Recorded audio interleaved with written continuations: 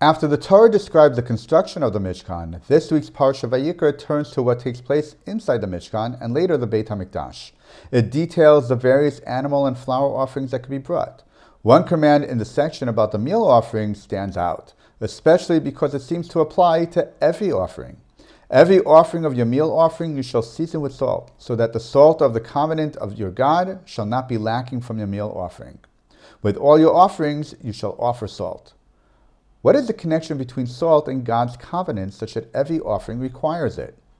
Targum Yonatan notes that the Kohanim who received 24 priestly gifts were in effect entering into a covenant with God. Their offerings therefore required salt as part of that covenantal act. Shadal expands this idea, explaining that in the ancient Near East, it was customary to seal a contract by sharing salt and eating it with bread. When a person brought a meal offering to God, it would symbolize entering into a covenantal relationship. As such, the offering needed to be sealed with salt, just as human agreements were. But Shadal's explanation addresses only the meal offering. The Torah, however, goes further and states that all offerings require salt. Rashi emphasizes that this includes animal offerings as well. Why would animal offerings also need salt, especially when the context of our verse is the meal offering?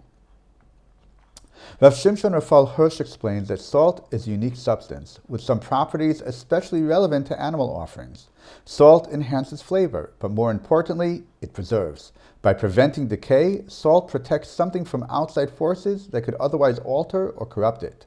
Salt therefore represents permanence and immutability. This symbolism helps explain its connection to God's covenant. The Torah, God's covenant with the Jewish people, is eternal and unchanging, the same today as it was when it was first given. When a person seeks closest to God by offering part of the material possessions, God commands that salt be included. Adding salt symbolically states that I am infusing the offering with the spirit of the eternal Torah, and it serves as a reminder of our everlasting covenant with God. Salt is therefore added to every offering not only to reflect the flavor of Torah, but to constantly affirm to us and to God that our covenant with Him is eternal and unbreakable. Shabbat Shalom.